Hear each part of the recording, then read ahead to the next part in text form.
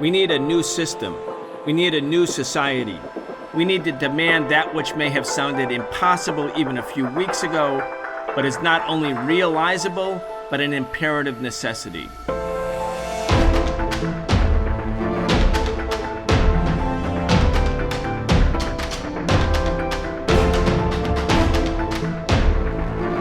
President Joe Biden has announced that he is joining with Republican Trump backers in Congress to impose sanctions on the International Criminal Court because that court dared to suggest that Benjamin Netanyahu, the head of state in Israel, should be arrested for war crimes.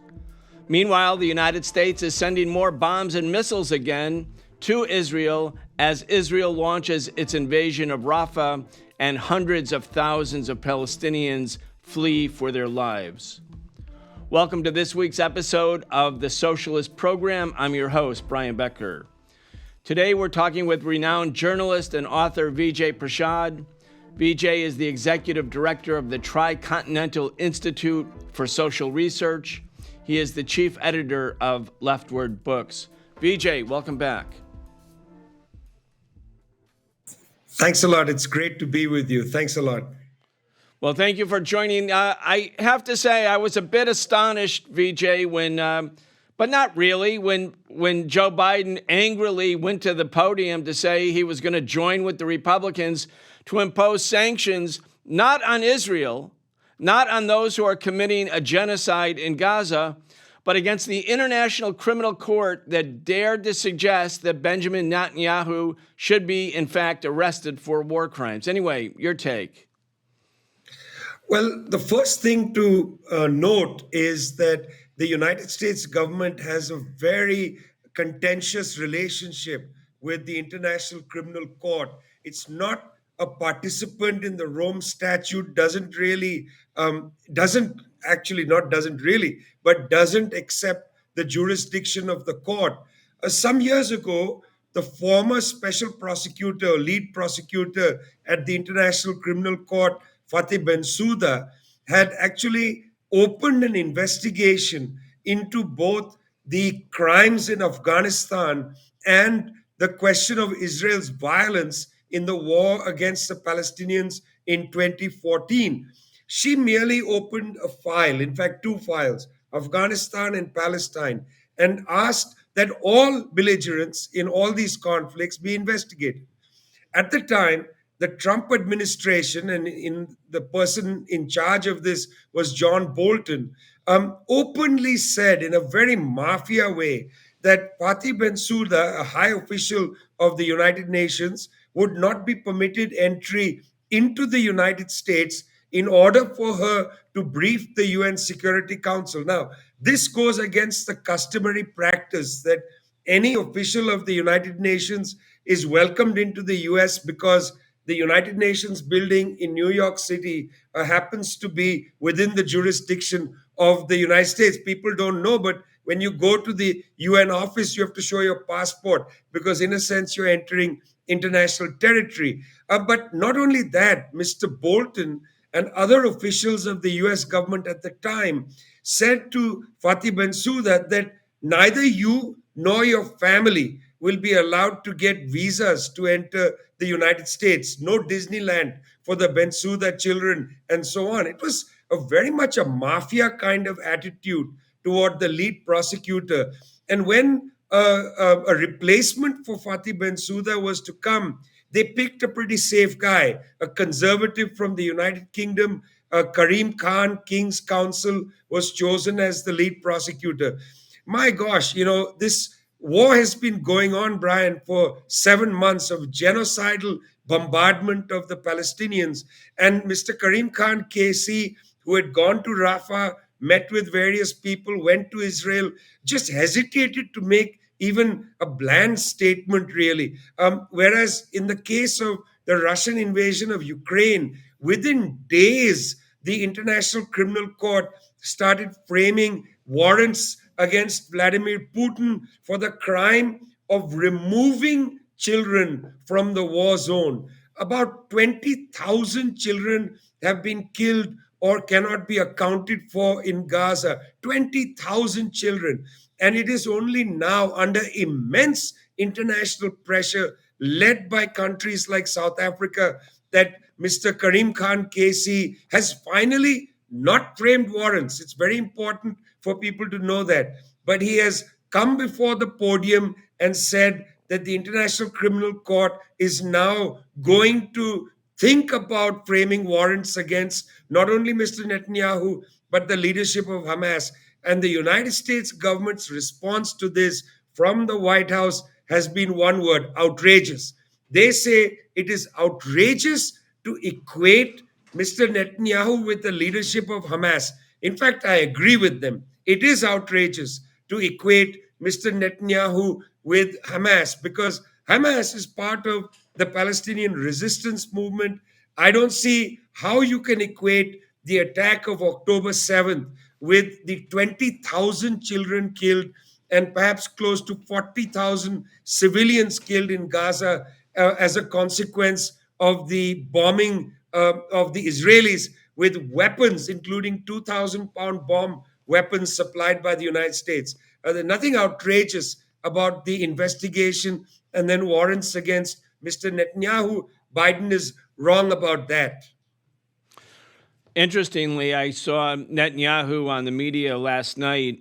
He was interviewed by international media. I can't remember which one, a European media. They said, well, are you concerned about travel because you might be arrested because of the International Criminal Court? And Netanyahu said, no, the head of the ICC should be worried about travel. And when you speak about mafia tactics, given the Mossad, the Israeli intelligence record of targeted assassinations of people all over the Middle East, and certainly outside the Middle East as well, I mean, that's a direct threat. That's a direct threat, or at least I interpret it as a direct threat. But here you go, Vijay. I want to play a clip. It's a compilation, but it says a lot about what's actually happening, because the Biden administration and the Republicans are virtually the same when it comes to Israel. And I want to talk about why that is. People are sometimes perplexed by why it is. Right now, Biden is under immense pressure. The students all over the country who were engaged in encampments, they were saying, abandon Biden, genocide Joe. Young people who are really decisive for the Democrats said they don't want to vote for Biden, not only because of Palestine, but very largely because of the Gaza war. Anyway, here's a clip. It's a compilation. It shows that this track record of American support, when I say American, I don't mean the American people per se. I'm talking about the U.S. ruling class, the two ruling class parties. Let's watch. I have the high privilege and distinct honor of presenting to you the Prime Minister of Israel, His Excellency Benjamin Netanyahu. I want to thank you, Democrats and Republicans, for your common support for Israel, year after year, decade after decade.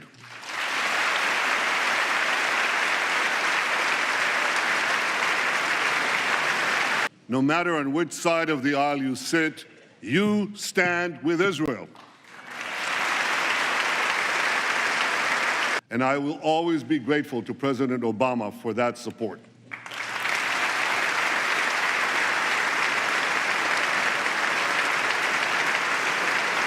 This Capitol Dome helped build our Iron Dome. We must all stand together to stop Iran's march of conquest, subjugation, and terror.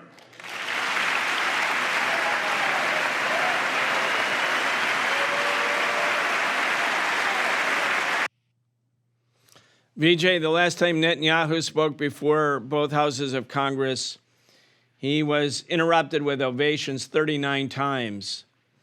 Quite remarkable. Anyway, your thoughts, and then I want to go to some of the definitions after you give your response. But I want to ask you to talk about why the United States ruling class parties have such allegiance to Netanyahu and to the state of Israel. This is a perpetual problem for people. Why do the two parties, why does a swath of the US ruling class back Israel. I remember having a very long conversation with Noam Chomsky about this. Is it the tail or the dog that wags it? What's going on here? Is it Israel that has a sort of effect upon the United States, or does the United States define Israeli policy? I remember in that conversation, we sort of came to the agreement that there's almost a unified approach. There are three parties in a way. There's the Democrats, the Republicans, and the Israeli ruling class that seem to share a great deal of ideologically, but also in terms of how they want to manage the Middle East. I mean, Israel provides a role for the US ruling class when it comes to managing and defining US power in the Middle East and so on. But it's a perennial question, Brian. We'd have to spend days discussing and debating whether the tail wags the dog or the dog wags the tail. One of the interesting features, however, is that there are some pretty bizarre backgrounds to this. There's Christian Zionism, which plays its role.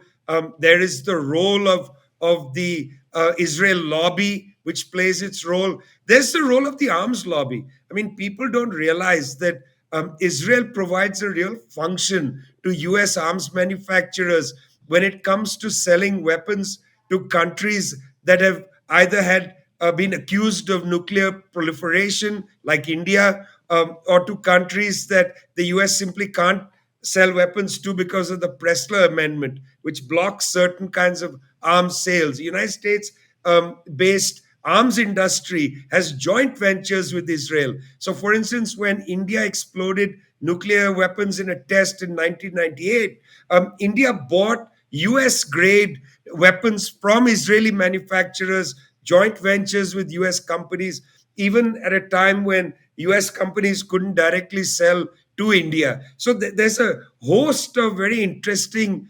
obligations both ways that play in this kind of alliance that these countries have. One interesting feature of the clips you showed was what Mr. Netanyahu said at the end of the clip, where he talked about Iran.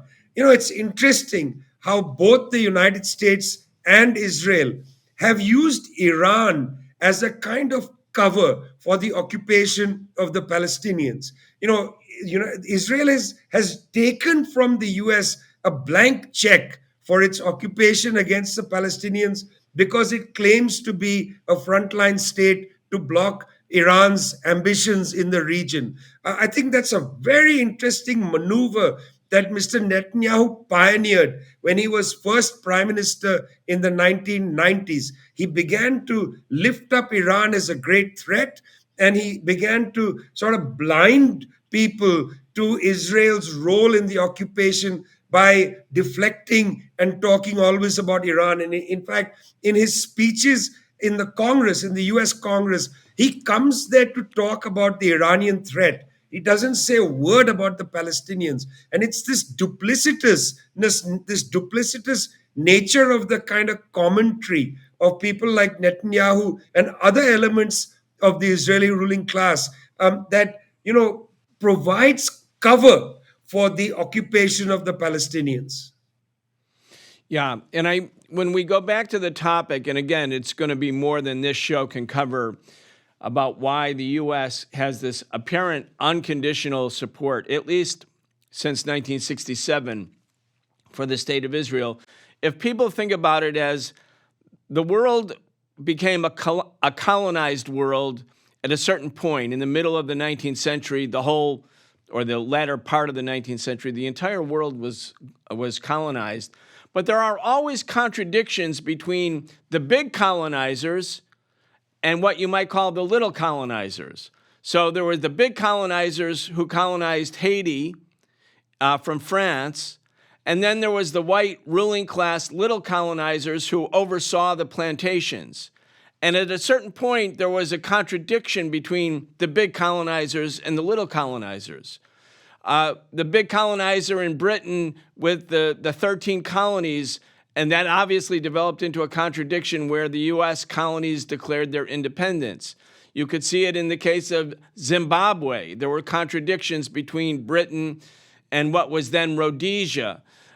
So all kinds of contradictions, but the basic element of the colonial domination of the region or of that area was the motivator for the colonizer, the big colonizer's interest. So the French, the Americans, the British, the Dutch, the Portuguese, the Spanish, all of these different colonizing powers at certain points had contradictions with the ruling class elites who were managing the colonies for them.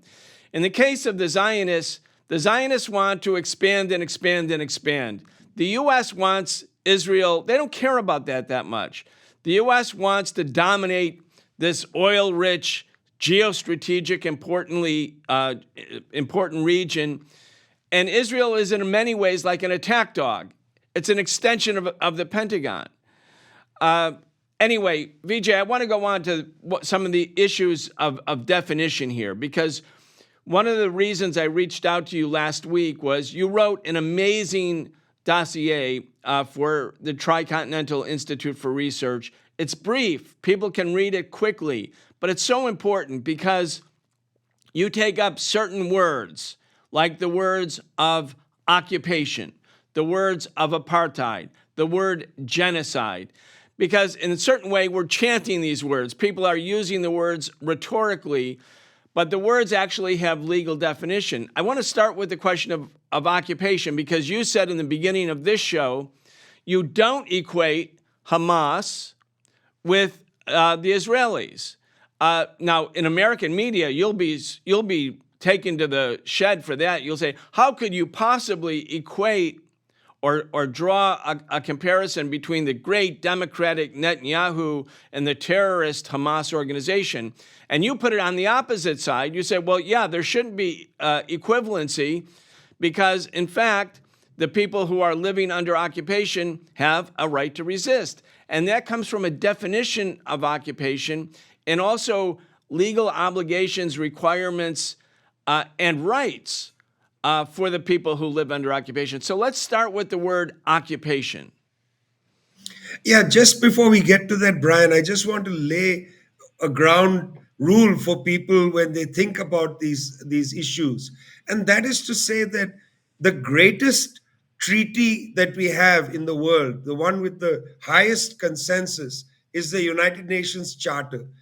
That's the document, the legal document that all countries have signed on to. And that sets the foundation for everything that I'm going to talk about in terms of legality. The UN Charter is born out of over 100 years of legal doctrine around international law. The idea of occupation actually predates the UN Charter, but is then incorporated into it. It comes from the Hague documents, and it comes from the Geneva Conventions. The legal definition of an occupation is when one belligerent power in a time of warfare takes control of a territory and population of another people and holds it. Then that condition of a belligerent power taking control of somebody else's territory and population and holding it, that condition is known as an occupation. And when there's an occupation, there are certain obligations and duties, and as well as rights that are afforded to the different parties. The occupying power, and that's a term in international law. It's not a moral or sloganeering term. The occupying power, it's a formal definition, has duties towards those whom you've occupied. For instance, you can't transfer the population. You can't treat the people there without dignity. You have to treat people as if they are your own citizens. In fact, they must be afforded all the rights and responsibilities of people in a civilized world. They can't be, kept in concentration camps, mistreated in different ways. There can't be a separate law for them. That's the obligation of the occupying power. Now, the occupied people certainly have a right to resist their occupation and to remove the foreign occupiers or the occupying power from their territory. In fact, in 1960, the United Nations General Assembly passed a very strong resolution which reaffirmed the right of occupied people to resist their occupation. In the context of the struggle in Guinea Bissau, the United Nations again weighed in to specifically say that armed struggle is part of the repertoire of struggle in the right to resist. It doesn't say that armed struggle is the only way, but it's part of the repertoire, meaning you can fight on a civic platform, marches, and so on, but also armed struggle because you are held forcibly by arms. Violence is imposed upon you by the occupying power. Therefore, you are entitled to fight with all means necessary to overcome the violence of the occupying power. That is the definition of occupation. It is, in fact, so commonplace in the United Nations that East Jerusalem, the West Bank, and Gaza together are known as the Occupied Palestinian Territory, the OPT. That's how it's referred to in UN documents. It's completely a banal statement that there's an occupation. And it's stunning that it is becoming criminalized to use the word occupation to describe what is happening today in Palestine. Equally, it's there, of course, in Western Sahara, in different parts of the world, the idea of occupation applies. I think it's important to talk about these legal issues and definitions, even though in some ways it may seem a little bit, off the beaten track, because when you see a genocide, who cares about legal definitions? You can be horrified, outraged, mortified by what you're witnessing. And there's obviously no equivalency because Hamas, which was carrying out in an effort to break through the occupation, because the people in Gaza are occupied. There's no question about that. They're living under siege. It's been under siege for almost 20 years. But even before that, Gaza had illegal Israeli settlements in it. The Palestinian people had no rights. Most of the people there had already been driven from their homes and villages by earlier ethnic cleansing operations by the Zionist forces. So there's no question that what Hamas was doing, under the definition that you provided, is not only justified in a political sense, it's legally justified. And the Israelis can say, well, we have the right of self-defense because the Hamas attack on October 7th resulted in the killing of civilians. Of course, many of the hundreds of the deaths were soldiers, and many of the civilians in Israel were also killed by the IDF forces. But some civilians were undoubtedly killed. So the Israelis can say, well, you killed our civilians, and now we are justified in carrying out the war in Gaza because it's an act of self-defense. Okay, that's what the Zionist sort of media says, and it seems like most of the people in Israel agree with it. Under the definition you gave, the Israeli occupying force doesn't have the right to defend itself. Let's just talk about that. Does the occupying force, from a legal point of view, have the right to, quote, defend itself when the occupied resist, including the resistance with arms?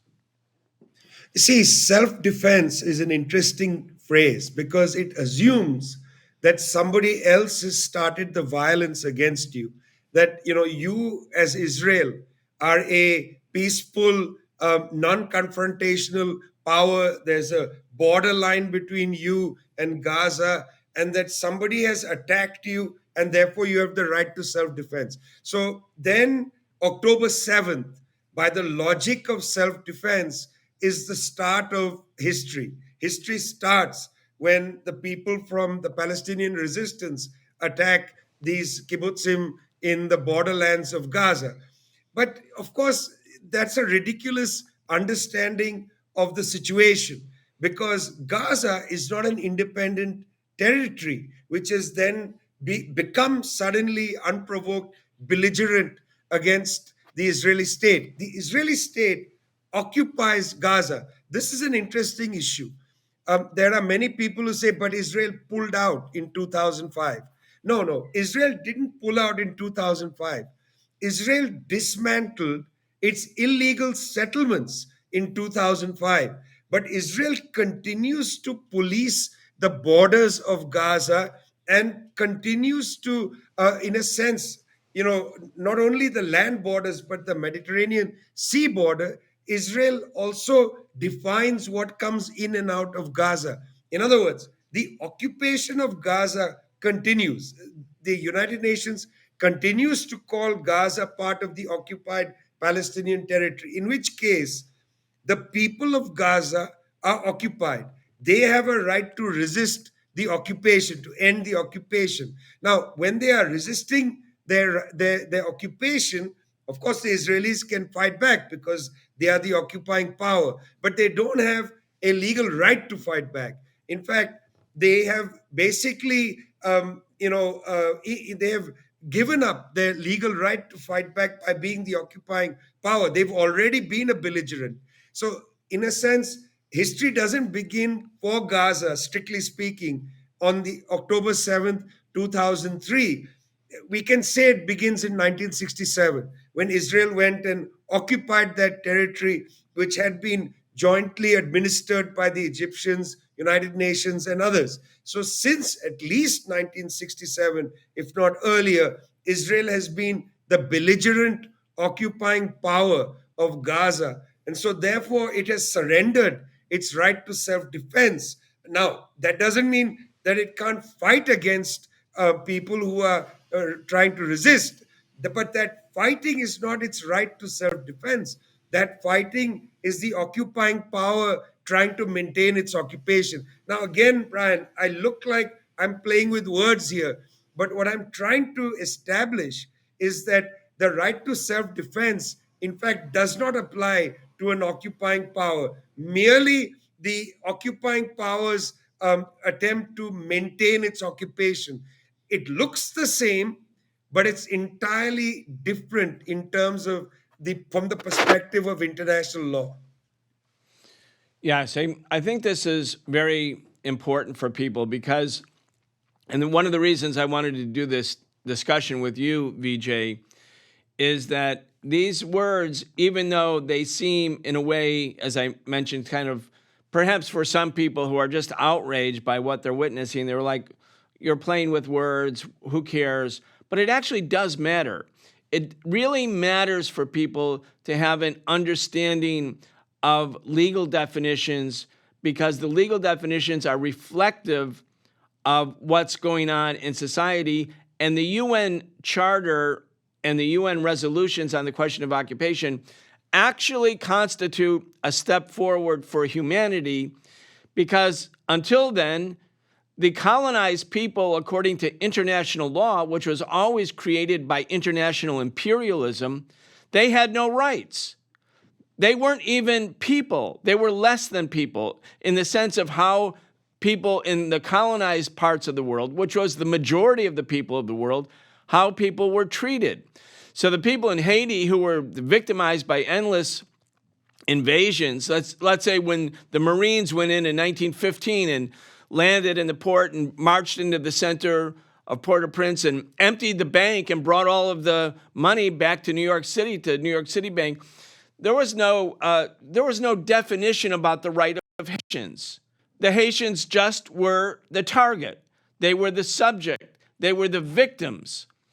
And as a consequence of the revolutionary movements for decolonization and socialism, some legal definitions have been put into place, like the question of occupation and the rights of those who live under occupation, such that it gives human status to those fighting for liberation. That's why this is important. It's part of a historical trajectory, and in that sense, not playing with words at all. I mean, I would hesitate to say that these resolutions are merely playing with words because you're exactly correct. I've gone back and read some of the prehistory, including the Hague documents, the Geneva Conventions, and a number of the legal scholars that helped draft those texts had rather vicious ideas about the people who had been colonized. They believed, for instance, that the people who had been colonized were lesser, as you said, savages and so on, and that they needed to be held in trusteeship. They needed to be held and governed because they were too childlike. They couldn't govern themselves. So at the Versailles Treaty in the League of Nations, the concept of trusteeship was put forward, that certain parts of the world would be mandate territories. Syria was a mandate territory to be governed by the French. Palestine was a mandate territory to be governed by the British. That was the thinking up to the League of Nations, that people in these parts of the world, when occupied, were actually being occupied so that they could be advanced from a childlike state to an adult state. The advance of the UN Charter and then these resolutions that come after, in fact, convert the idea of trusteeship and of mandate into the idea of occupation and the occupying power's duties and the right to resist of the occupied people. It's an enormous advance in human thinking about what happens when a belligerent power takes over the territory of another power. Until recently, within reach of our own history, people used to believe it was perfectly okay to go and occupy a place, Palestine, by the British and hold it in trusteeship through a mandate from the international bodies. Now, that is no longer considered appropriate. Now we actually get angered when a people are held in occupation, whether the Palestinians or the Sahrawis by the government of Morocco, or for a very long time, you well remember, Brian, how we all marched on the streets for the freedom of East Timor from the Indonesian military dictatorship, now Timor-Leste, an independent country. These independence struggles were premised on a new understanding of international law, which at bottom recognized the humanity of all people and said that we don't have a planet of childlike people and adults. We are all at the same level of history, and we all deserve a right to govern ourselves, even if we do it badly. We shouldn't be occupied by somebody else with their arrogance and their pretensions to be our trustees, until we are old enough to rule ourselves. New international law has overcome old international law. And I'm very clear on this point that in the case of the Palestinians, this idea of the Palestinians as a people who need to be governed because they don't have the capacity to govern themselves, this is contrary to international law, and it's also contrary to basic natural law principles of the decency of humans, and not saying that people don't have the ability to govern themselves. I was extremely disappointed to read a statement made by Salman Rushdie, the famous writer, saying that if Palestine were free, then its government would be Taliban-like.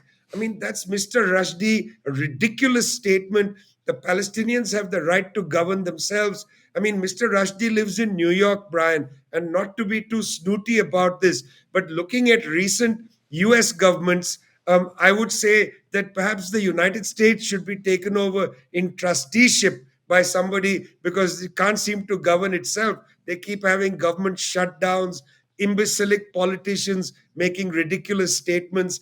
To talk so arrogantly about a people in the middle of a genocide is really quite scandalous. But it comes from this idea that certain people simply don't have the right to rule themselves, and that is no longer a position that is held up by international law. Indeed, we are in the opposite, and thanks to a great deal of struggle by the third world countries within the UN, we have a much better basis in international law now to look at issues such as the Palestinian conflict against the Israeli occupation.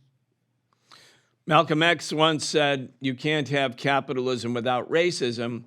And, it's an interesting concept because when you look at the evolution of capitalism, Vijay, these racist notions about the colonized people or the enslaved African population that was brought here and was the principal part of the working class that developed nascent capitalism in North America, in order to justify, to provide a rationale for the super exploitation and oppression of the colonized or enslaved people.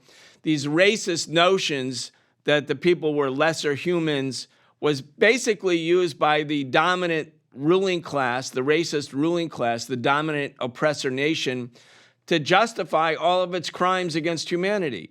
So there's this kind of toxic mix where whether the American ruling class really thought of the Haitians as lesser or not, it certainly provided a pretext, an ideological pretext for robbing Haiti, for stealing from Haiti, for enslaving Africans, for dominating Palestinians. So this kind of capitalism and racism go together. And we see this now in the fight against Zionism, where the UN at a certain point declared that Zionism is racism. Now, in the Western narrative, in the pro-Zionist narrative, that seemed like, how could that possibly be? Zionism was to create a homeland for an oppressed minority, Jewish people who had been so victimized by fascism in Europe, and not just fascism, just European capitalism in all of its different iterations. But Zionism meant that the Jewish state that was created under initially a mandate from colonizing powers, that they could dispossess the indigenous people. They could kick the Palestinian people out. So when we look about occupation, we're thinking Gaza, West Bank, East Jerusalem. Those were the territories, along with Golan Heights and the Sinai, that were seized by Israel in 1967. But let's go back to 1948 itself, because the Palestinian movement is also making the argument that from the beginning, Zionism was racism and occupation against the indigenous people. And that's when I want to come to this definition of apartheid, the next word that you highlighted in your dossier. You're making the argument there, and I think certainly the Palestinian masses will definitely agree with you on this, that from the get-go, the Zionist regime, the Israeli regime, was an apartheid regime, not just in the West Bank, not just in Gaza, but throughout. So let's talk about apartheid. And again, people are using it sort of rhetorically, but it too has a legal definition. So in 1948, when Israel was created as a state, that's actually the same year that the South African government instituted a formal policy of apartheid. The term apartheid comes from Afrikaans. It means to live apart, to separate, and so on. Well, look, there was no real legal international definition of apartheid until 1974, when the United Nations, again, in a very important resolution, described apartheid. And this definition comes as part of the anti-apartheid struggle to free the people, the black population in South Africa. That's where the definition is framed in the United Nations. And it's a pretty exquisite resolution. It says where one people who dominate in a state decide to oppress a second people, they don't give them full rights and so on. They treat them in a lesser way. They don't allow them to walk in certain places. They don't allow them to use certain bathrooms and so on. Reading the 1974 resolution, Brian, is interesting, because you might ask yourself, why wasn't there a resolution like this in the 40s or the 50s? Well, in a way, and this is my speculation, this resolution had to wait till the United States settled account with Jim Crow laws, because let's be quite clear that until 1964 and 1965, the United States practiced apartheid within its own territory against the people of African descent in the United States. So when the United States settles accounts with formal apartheid, Jim Crow laws, then the space opened up at the UN to precisely define apartheid, because I think the United States government by then had started to see that, look, you don't really need formal structures. You can maintain apartheid-like conditions without legal barriers. So the 1974 resolution actually quite precisely talks about what apartheid is, and therefore places the burden on a country like Israel to justify how it has between 65 and 100 different laws today on the books now that discriminate against Palestinians and provide affirmative concessions to people of the Jewish culture and faith from around the world. I mean, if you are of Jewish heritage in the United States, you can return to Israel and have all the rights and privileges of a full citizen. But if you are born in Nablus, if you are born in Tel Aviv of a Palestinian background, you have second-class citizens. So that means they have kind of extraterritorialized primary citizenship in Israel, and they've second-classed people who are born within the territory of 1948 Israel. That is precisely apartheid. And very interestingly, it took a big struggle within the UN and within human rights organizations to begin to use the word apartheid. It took decades of pressure inside Amnesty International and Human Rights Watch. I mean, the people who were managing the Middle East desk of these two international human rights organizations have to be saluted, because I know over decades, I used to meet them pretty regularly in Cairo and Jerusalem and so on. They would write report after report with great frustration, and they are really heroic in the work they have done. Within the United Nations, it was the Economic Commission of West Asia, ESQA, based in Beirut, Lebanon, which under the leadership of a former Jordanian politician of Palestinian background, Rima Khalaf. Rima Khalaf really pushed hard within ESQA and the United Nations to start using the term apartheid. We got to salute people like Richard Falk. Professor Richard Falk was a special rapporteur on Palestine and the occupation. Professor Richard Falk fought very hard within the Human Rights Council, within the UN General Assembly and so on, to push for the legal application of the term apartheid to define Israel. And indeed, the South African government took Israel to the International Court of Justice in 2002 regarding a wall that the Israelis were building around the West Bank. And when the ICJ, came back with orders against that wall, the wall became known colloquially as the apartheid wall. And now it is pretty clear in UN documentation, it's pretty clear in human rights organizations. The term apartheid is the term of art. It describes precisely and legally what is happening within Israel and the treatment of the Palestinian people and non-Jewish Israelis within Israel. It's not just the Palestinians, it's other non-Jewish people born in Israel. There are all kinds of people who live in the Nakab Desert. There are people who are treated as second-class citizens.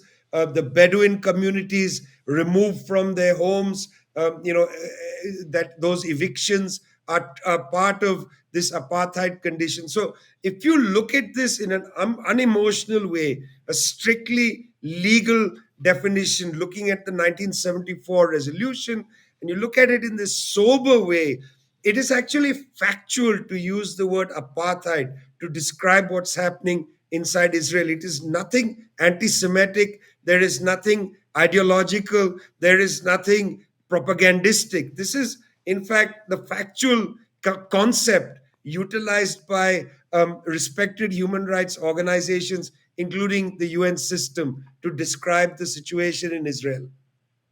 All right, let's go to the third term that you mentioned in the dossier. And this is very controversial from the point of view of the U.S. media, the Biden administration. We have been out in the streets saying, Genocide Joe, we will remember, this is genocide, killing this huge part of the population in Gaza, killing them or wounding them, displacing them, but killing them especially. I mean, if it was an equivalent number percentage-wise of Americans who had been killed in the last 7 months, it would be many millions of Americans who are dead, almost in less than a year. So we've been saying genocide. The Palestinians have been accusing the Israelis of genocide. The South Africans took the Israelis to court, to the International Court of Justice, and said, yes, this is genocide. The Israelis say, no, Well, let's just talk about what is genocide, and does what the Israelis are doing in Gaza constitute genocide? Well, this is an interesting issue because the genocide concept also was born in 1948, by the way, the same year as Israel was created and the same year that apartheid was established formally in South Africa. That same year, there was a convention on genocide, motivated solely by what happened in the Holocaust, the killing of mostly Jews, but also communists, homosexuals, and so on by the Nazi regime in Germany and other parts of Eastern Europe. It was the Holocaust that provokes the passage of the Convention on Genocide. Now, the very interesting thing is if you read the Convention on Genocide, and it's not very long, it's not very difficult to read. I highly recommend people read the Convention on Genocide. The real word in the convention, Brian, isn't descriptions of killing and so on. The real word is intent. You have to have an intent to commit acts of genocide. You can say that, well, this army went in and killed 10,000 people, but they can say, look, we didn't intend to kill 8,000 civilians. We were trying to kill 2,000 people, and the collateral damage, we killed 8,000 civilians. But if you go into the war saying that we want to massacre everybody, we want to remove the population from here, we are going to prevent them from having water, we are going to starve them, we are going to garrote them, we're going to make their children terrified, and so on. If you make speeches like that prior to a war or during a war, then you have demonstrated intent to genocide. So when you look at the South African submission to the International Court of Justice, there's a large section where they just have the statements of Israeli officials saying things like, we are going to go do a Nakba, Nakba being the Arabic word for catastrophe, used to describe the events of 1948. We are going to do a Gaza Nakba, a second Nakba. We are going to deny them food. We are going to starve them. They won't have water. And then you have evidence of the Israelis very precisely bombing bakeries, bombing fishing boats, bombing, places of healing, hospitals, and so on. You have precise statements and bombing of Israel, of the Palestinians as they move south, the garroting of the Palestinians in Rafah, threats to the Palestinians in Rafah, and so on. And you go back historically, you've got Yitzhak Rabin, who is in some quarters lauded as a peacemaker. Yitzhak Rabin, during the first Intifada, ordered his commanders to go into the West Bank, into Gaza, and so on, and break the bones of young children throwing stones. Intent to commit genocide is very important, and that is exactly what these South Africans tried to present before the International Court of Justice. Now, if you read the statements from the justices, there's the principal majority finding, which cautioned Israel, told them to stop the conflict, and used a word of importance. They said there is plausible evidence of genocide. That's all you really need. It's plausible evidence, because they said the investigation will continue. So, I always say, well, we could say plausible genocide Joe or plausible genocide Netanyahu. You want to add plausible, but that doesn't invalidate the use of the word genocidal. It's a genocidal war, not because of just the character of the bombing, wiping out entire neighborhoods with 2,000-pound bombs, but it's the language, the statements coming from Netanyahu, from Isaac Herzog, the president, from Benny Gantz, from high officials of the government. It's not just Ben Gavir and the right-wing factions that are talking like this. It's also people who are holding high offices. I mean, for God's sake, the president of Israel, Isaac Herzog, is on record making genocidal statements.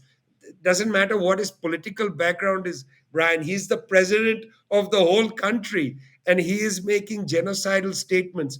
That's an enormous indictment. So, as far as I'm concerned, the only standard for you and I or others to say there's a genocide happening isn't our reading of the Genocide Convention against the realities that are there now in Gaza. It's in fact the International Court of Justice's finding of plausible evidence of genocide. That to me is sufficient. The very fact that after 7 months, Karim Khan of the International Criminal Court has suggested that he might use the words like war crimes, which are lower than genocide, or crimes against humanity, again, lower than genocide, to frame warrants against Mr. Netanyahu is also sufficient.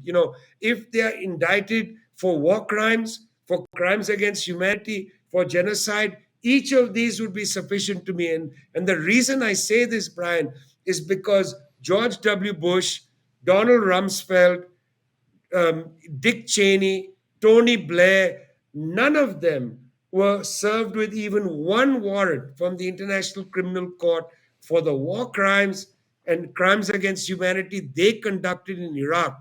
I'm not even going to talk about genocide in Iraq. It's not relevant because they were not even served with a warrant for war crimes and crimes against humanity. And my goodness, there was photographic evidence that came out of Abu Ghraib prison, written about by Seymour Hersh in the New Yorker magazine. I mean, for God's sake, one of the most establishment oriented magazines. And yet, at the time, the International Criminal Court didn't even move against the high officials of the United States. I can list for you, we don't have time. I can give you names of villages in Afghanistan where US forces committed war crimes. We know this from the WikiLeaks dump, and I'm so glad that Julian Assange has been given a chance to come out there and defend himself against the extradition. This is a big victory for the Assange campaign. But we have video evidence of a war crime committed in New Baghdad City in 2007, the video called Collateral Murder. We have video evidence, but not one person indicted of a war crime. So if Mr. Netanyahu is going to face a warrant for crimes against humanity, not genocide, that's fine by me, Brian. Although the International Court of Justice has established that what is happening, for which there is plausible evidence of genocide. This is not just emotional people yelling genocide. This is, again, a factual statement. Indeed. And we see and have so much evidence that these international criminal courts are and I don't mean just the ICC or the ICJ, the World Court, some of the special tribunals that were created by the U.S. and paid for by the United States that took Milosevic, who was the head of state of Yugoslavia, or the head of state of Liberia, or others, to Europe and charged them with war crimes. These are not really, in the case of the special tribunals, real courts, because some people are immunized in advance. They're inoculated. They can't be charged. Only some people can be charged. And as a consequence, it's not a real court in that sense. And until U.S., British, French, the imperialist leaders who are committing so many crimes against humanity or war crimes or genocide, and again, genocide, part of the definition is the destruction of a people in whole or in part. I mean, those hospitals are being wiped out in Gaza because they're hospitals in Gaza, not because they were centers of Hamas. The 5 out of 7 universities in Gaza that were blown up, they were blown up because they're in Gaza. They were teaching people, Palestinian people. These are genocidal acts. Vijay, I want to go finally in the last minute or two to another part of the story here, and I'll read it a little bit. Here's from Politico magazine in Washington, D.C. The Biden administration fears Israel is disastrously squandering its opportunity for victory against Hamas, losing its best chance to eliminate the group's hold on Gaza and threat to the Israeli people. Top officials are publicly calling Israel's strategy in Gaza self-defeating and likely to open the door to Hamas's return, a level of criticism of the Middle East ally not seen since the war in October. And then they go on to have these Pentagon officials saying, Israel hasn't learned the lesson that we learned in Afghanistan, or in Iraq, which is if you just kill everybody in the villages, it breeds more resistance and it breeds more fighters, and ultimately you can't win. And so their main complaint about Israel isn't the genocide, is that they're pursuing a strategy that won't, quote, win. And so the main complaint of the Pentagon, and I want everybody to hear this carefully, is not the genocide, not the illegality, not the lack of morality, not the mass killing spree, is that the pursuit is done with a military strategy that will not succeed. And so what the Pentagon is demanding from the Israelis is that they not only kill people in the villages and clear Hamas from the villages, but that they hold the villages, meaning they put it back under literal occupation. And that's the complaint. The Pentagon's complaint is not about anything other than the fact that their agents, the Israeli Defense Forces, armed and financed by the Pentagon, are not pursuing the right strategy. So it gets down to this squabble over tactics rather than the primary element, which is motivating the people of the world, including people in the United States, including young people in the United States, to rise up against the genocide. That's not the problem for the U.S. And it so reveals the true nature of U.S. imperialism and the military-industrial complex that all of these headlines about democracy or they're concerned about civilians or this or that. No, the real problem is Netanyahu is not winning. Anyway, with that said, I give you the final word. Well, you see, one of the things that people need to really focus on is the Israelis set themselves an impossible war aim. The war aim was the elimination of Hamas, but Hamas is just part of the Palestinian resistance. And the Palestinian resistance is not going to be eliminated until the occupation ends. It may go as Hamas, but it's going to come back as something else. Hamas was not born in 1948. Hamas was born in the process of Palestinian liberation fights in 1987. You know, there were many groups before Hamas. There will be many groups after Hamas. They are trying to eliminate the Palestinian resistance. That's really the war aim. It's even more impossible than elimination of Hamas. And I think that is an impossible war aim. We need to talk about that because people need to understand very well that the Palestinian people are not going to surrender to a permanent apartheid situation, a permanent occupation, to a permanent genocidal war. They are not going to surrender. They are going to keep fighting, just as the people of Western Sahara keep fighting, just as all occupied people keep fighting. That is not going to end, Brian. And therefore, the Israelis simply cannot win. They may end up killing 100,000 people, 150,000 people, but the last Palestinian will stand there holding a flag and say, I am the resistance. And that's precisely what they are setting themselves up to do. The only victory for the Israelis is the complete elimination of the Palestinian people, the totality of genocide. And that is an abomination that must be stopped. And the Palestinians are fighting hard to prevent that. All right, we're going to leave it there. Vijay, I will see you in Detroit at the People's Conference for Palestine, a historic gathering, one of many historic gatherings in the recent months, as there has been a sea change in consciousness and activism and mobilization here in the United States and around the world. Vijay Prashad, thank you so much. Thanks a lot, Brian. Great to be with you.